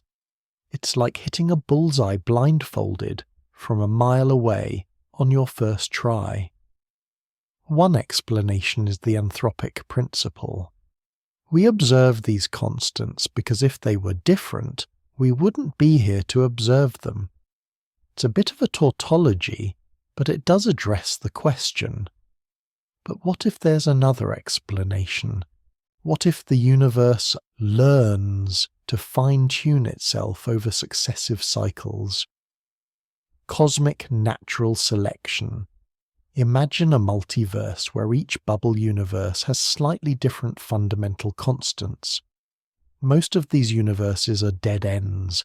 They collapse immediately, or they're so chaotic that nothing interesting can happen. But a few universes, by sheer luck, have constants that are conducive to complexity. Now, suppose that universes with more complexity are more likely to quote 40 to spawn new bubble universes. This could happen through some mechanism we don't yet understand, perhaps related to black hole formation or quantum entanglement. Over countless cycles, the multiverse would undergo a form of cosmic natural selection.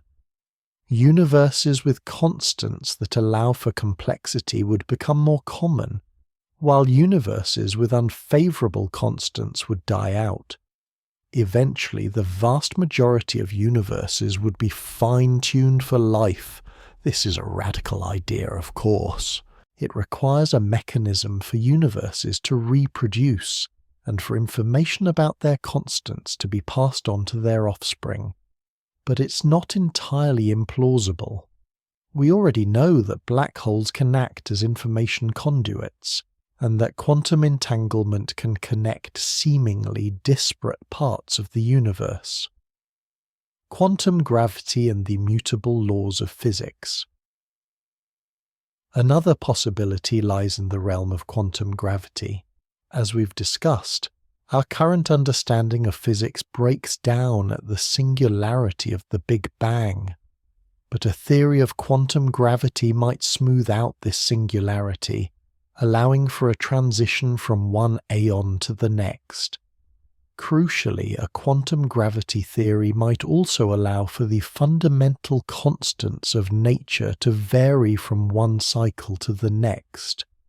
Instead of being fixed and immutable, these constants could be subject to quantum fluctuations, or even to some kind of cosmic learning algorithm. Think of it like this. The universe is running a simulation of itself. Each cycle is a new iteration of the simulation, with slightly different parameters. The universe then analyzes the results of each simulation and adjusts the parameters accordingly in order to optimize for some goal, perhaps maximizing complexity, information density, or even simply stability. This might sound like science fiction, but there's some theoretical support for it. Some models of loop quantum gravity, for example, suggest that the geometry of space-time is quantized, meaning that it comes in discrete chunks. The size of these chunks could potentially vary from one cycle to the next, which could in turn affect the values of the fundamental constants. The search for cosmic, quote, 42. If the universe is indeed learning, then we should be able to find evidence of this learning in the CMB or in other cosmological data. We might see subtle variations in the fundamental constants across different regions of the universe, or even within our own solar system. These variations would be incredibly small, of course, but with sufficiently precise measurements we might be able to detect them. This is where the next generation of telescopes and particle accelerators comes in. Imagine a telescope that can measure the CMB with unprecedented accuracy, revealing subtle patterns that could be interpreted as quote 43 quote in the laws of physics. Or a particle accelerator that can probe the fundamental nature of space-time, searching for evidence of quantized geometry and fluctuating constants. The search for cosmic learning is a long shot, to be sure, but the potential payoff is enormous. If we can prove that the universe is evolving, that the laws of physics are not fixed, then we would have to completely rewrite our understanding of reality. Implications for life and consciousness. The idea of a learning universe has profound implications for the origin and evolution of life. If the universe is constantly fine-tuning itself for complexity, then the emergence of life might not be such a fluke after all. It might be an inevitable consequence of the universe's drive to learn and evolve. Furthermore, if the universe is learning, then it might also be becoming more conscious. This is a highly speculative idea, but it's not entirely without merit. Some physicists and philosophers have argued that consciousness is a fundamental property of the universe and that it emerges naturally from complex systems. If the universe is becoming more complex over time, then it might also be becoming more conscious. This could have profound implications for our understanding of ourselves and our place in the cosmos. Are we simply passive observers of a lifeless universe, or are we active participants in a cosmic learning process? Challenges and future directions. Of course, there are many challenges to the idea of a learning universe. One of the biggest is the problem of entropy. As we've discussed, the second law of thermodynamics states that entropy always increases over time. How can the universe learn and evolve if it's constantly becoming more disordered? One possible solution is that the universe is somehow able to shed entropy during the Big Bang. This could happen through some mechanism we don't yet understand, perhaps related to black hole evaporation or quantum entanglement. Another challenge is the lack of a complete theory of quantum gravity. Without such a theory, it's difficult to make precise predictions about how the fundamental constants might vary from one cycle to the next. Despite these challenges, the idea of a learning universe is worth pursuing. It's a bold and ambitious idea that could revolutionize our understanding of the cosmos. And who knows? Maybe one day we'll even be able to communicate with the universe itself and learn from its infinite wisdom. So, what do you think? Is the universe a mindless machine, churning out the same old cycles again and again? Or is it a vast, evolving and potentially conscious entity, constantly learning and growing? The answer, as always, lies in the stars, and in the relentless pursuit of knowledge, the quest continues. So, the universe might be cyclical, and it might be learning. That's a lot to chew on, isn't it? But let's push this thought experiment a little further. If the universe is learning, is it also experimenting? Is it tweaking the fundamental constants, not just through some passive selection process, but actively trying out different settings to see what works best? Think of it like a cosmic DJ, endlessly remixing reality, searching for the perfect beat. You might be asking, okay, but how would that even work? Good question. And honestly, we're firmly in the realm of speculation here. But that's half the fun, right? One possibility lies within the very fabric of space-time. Remember those quantum fluctuations we talked about way back when? The ones that seeded galaxies? Well, what if those fluctuations aren't entirely random? What if, at the Planck scale, the smallest possible unit of measurement, there's a subtle layer of control, a kind of quantum mixing board where the universe can subtly adjust the dials of reality? Imagine each fundamental constant, the speed of light, the gravitational constant, the strength of the electromagnetic force, as a slider on that mixing board. In each cycle, the universe nudges those sliders, ever so slightly, exploring the vast parameter space of possible physical laws. Most of these tweaks would probably lead to catastrophic results, universes that collapse instantly, or that never form stars, or where atoms simply can't hold together. But every now and then the universe might stumble upon a combination that's even better than what we have now, more stable, more complex, more interesting. But what does better even mean in this context? From whose perspective? That's where things get really tricky and potentially even a little anthropic. Maybe the universe is optimizing for something we can't even comprehend. Maybe it's trying to maximize the amount of information it can process, or the number of complex structures it can support, or the sheer duration of its existence. Or maybe, just maybe, it's optimizing for the emergence of consciousness. Whoa, deep, right? Think of it like natural selection on a cosmic scale. But instead of individual organisms competing for survival, its entire universe is vying for a chance to be, quote 48, in the next cycle. The universes that are best suited to, well, whatever the universe is optimizing for, are the ones that leave the most. Quote 49. And how might a universe leave descendants?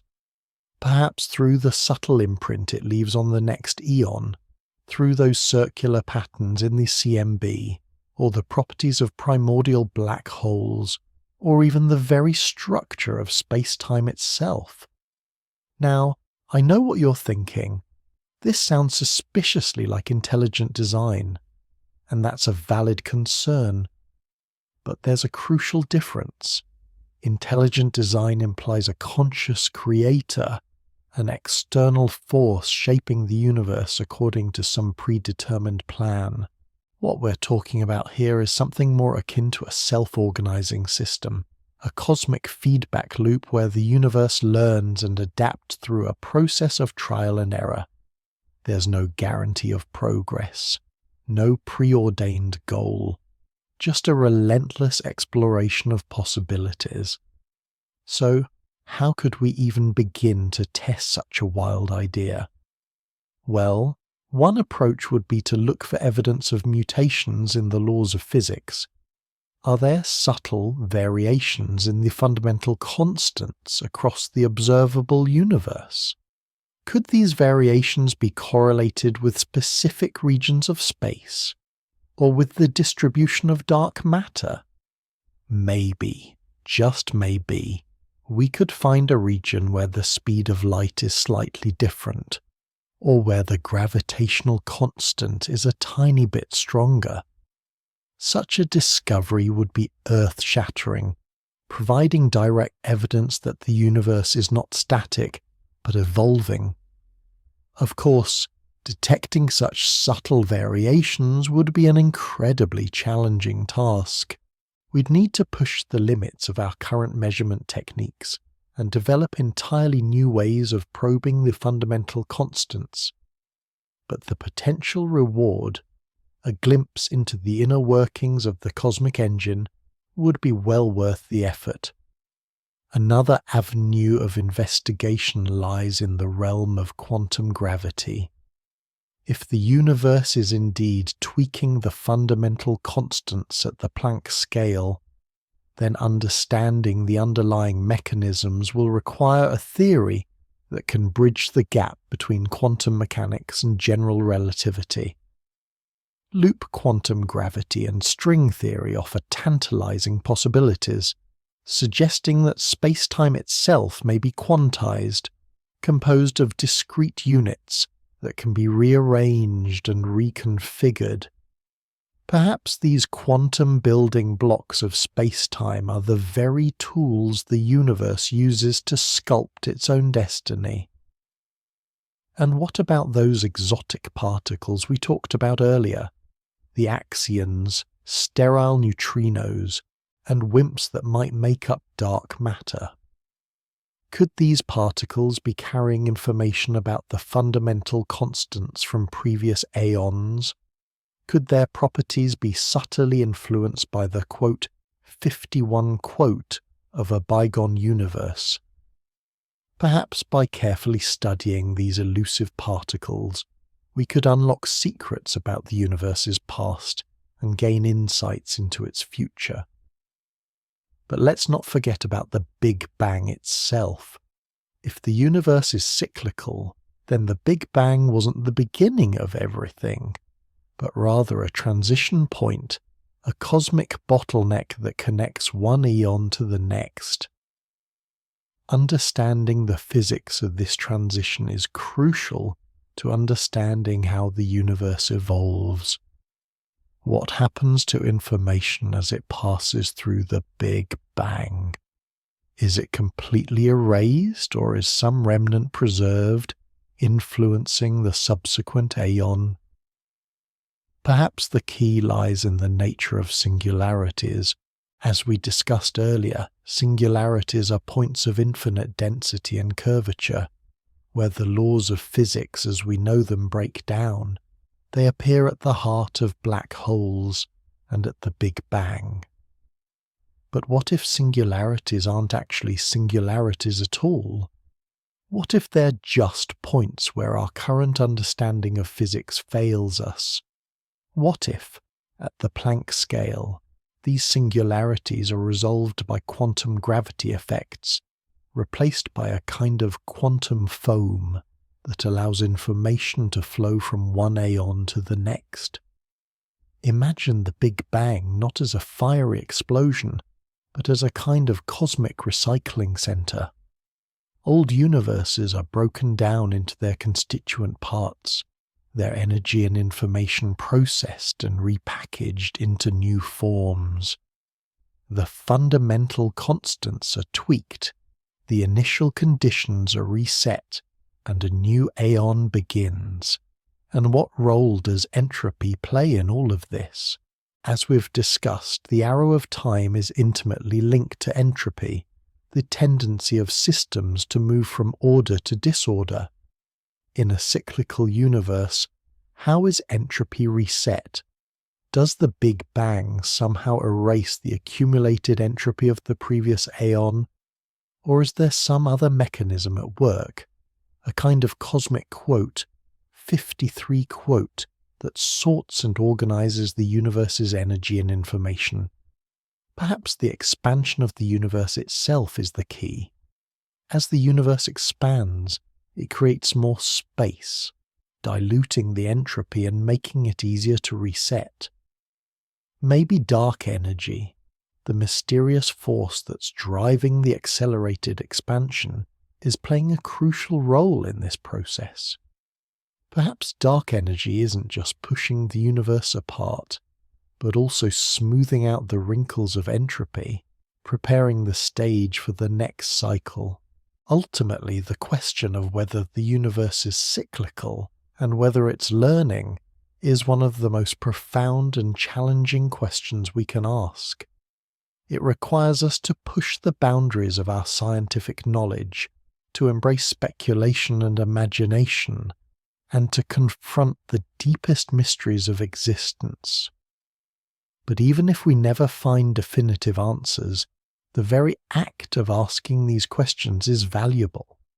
It forces us to think critically about our assumptions, to question our place in the cosmos, and to appreciate the sheer wonder and beauty of the universe we inhabit. So, keep looking up, keep asking questions, and keep dreaming of a universe that is not only vast and ancient, but also endlessly creative and ever-evolving. After all, the universe's playlist is still being written, and who knows what cosmic symphony awaits us in the next cycle.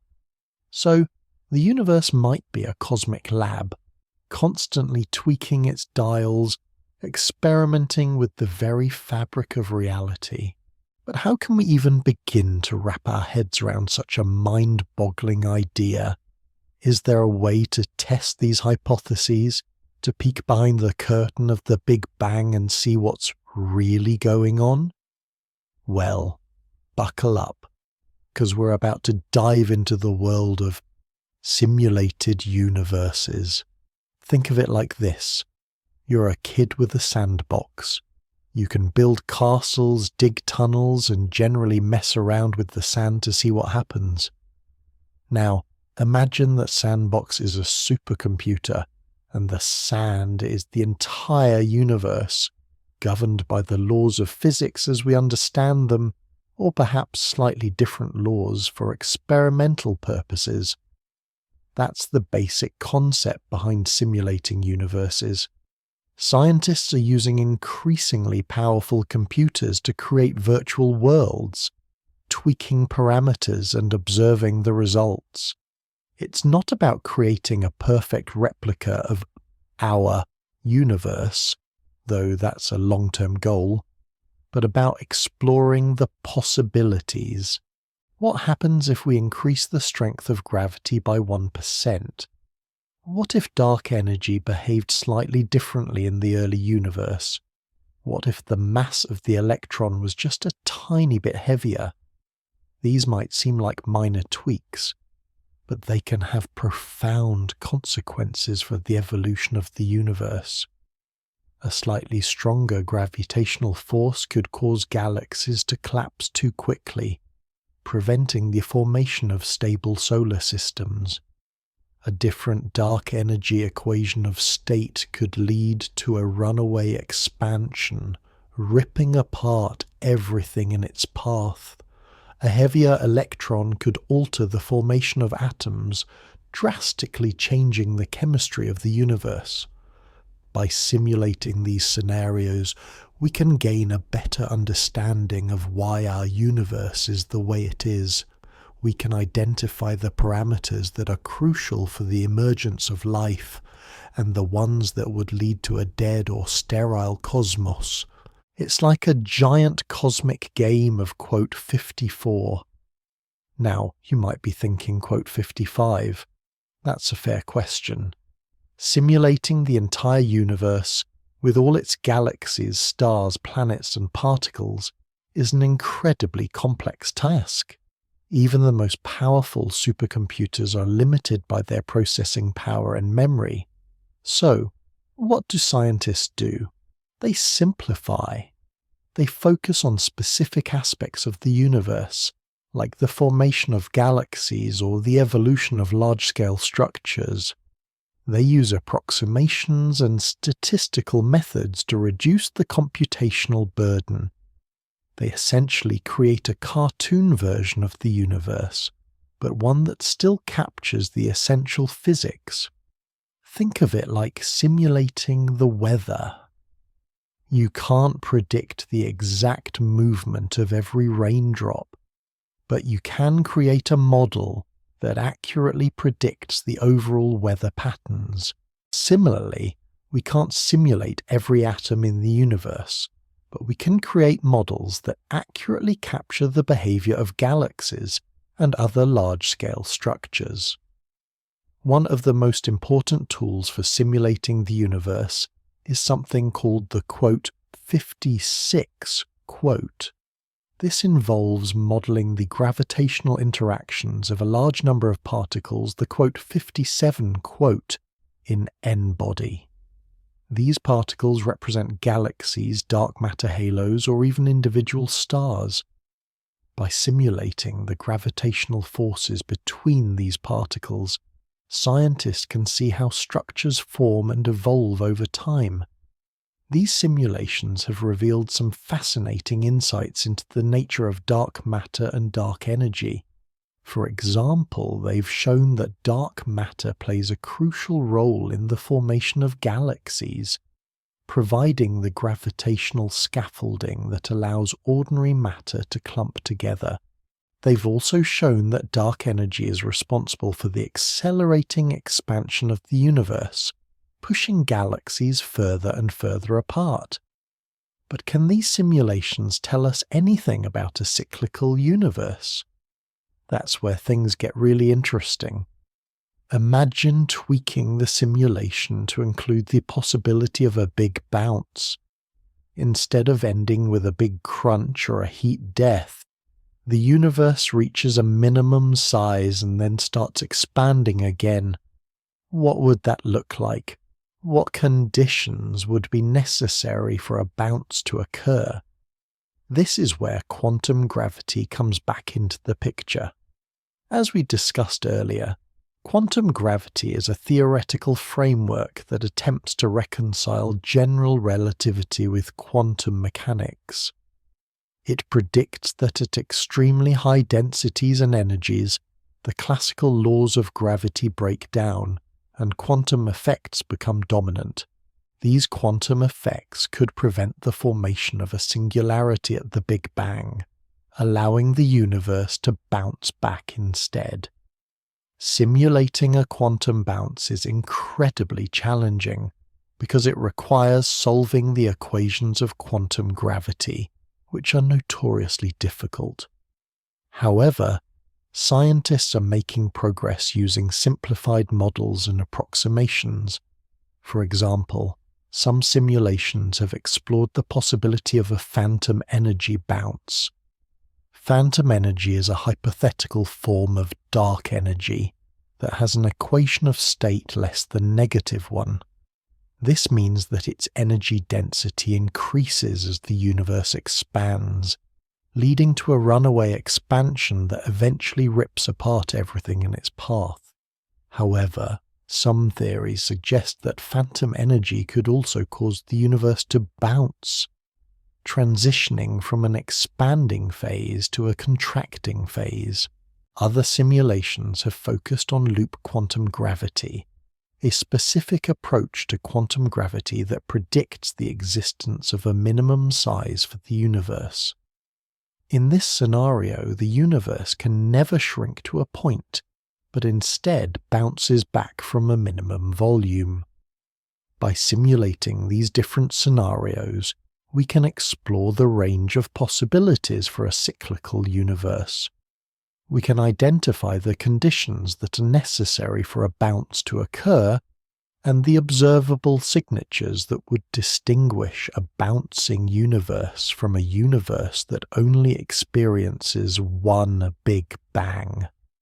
And here's where it gets really mind-bending. What if these simulations aren't just tools for understanding the universe, but are actually universes in themselves? Think about it. If we can create a simulated universe that is complex enough to contain consciousness, could those conscious beings eventually develop their own simulations? Could there be an infinite hierarchy of simulated universes, each nested within the other? This is the idea behind the simulation hypothesis, which suggests that our universe might be a simulation created by a more advanced civilization. It's a controversial idea, but it raises some profound questions about the nature of reality. If our universe is a simulation, then the laws of physics might not be fundamental, but rather programmed. The constants of nature might not be constant, but rather adjustable parameters. The Big Bang might not be the beginning of everything, but rather the start of a new simulation. And if that's the case, then the possibility of a cyclical universe becomes even more intriguing. Perhaps the simulators are constantly running new simulations, experimenting with different parameters and observing the results. Perhaps they are searching for the optimal conditions for life to emerge, or for a universe that can sustain itself indefinitely. Maybe, just maybe, the tweaking we discussed in the last chapter isn't just happening on a cosmic scale, but on a metacosmic scale, with beings far beyond our comprehension, adjusting the dials of our reality. Of course, this is all highly speculative. There's no evidence to suggest that our universe is a simulation. But the very fact that we can even contemplate such a possibility is a testament to the power of human imagination and the relentless pursuit of knowledge. So what's the takeaway? Simulated universes are a powerful tool for exploring the mysteries of the cosmos. They allow us to test our theories, explore different scenarios, and gain a deeper understanding of the universe we inhabit. And while they may not provide definitive answers to the question of whether the Big Bang will happen again, they offer a tantalizing glimpse into the possibilities. They allow us to play God, in a way, and see what happens when we tinker with the fundamental laws of reality. And who knows, maybe, just maybe, one day we'll create a simulation that reveals the ultimate secret of the universe, that it's all just a game, played by someone or something far beyond our understanding, or perhaps that we are the players and the universe is our sandbox. Now, isn't that a thought to keep you up at night?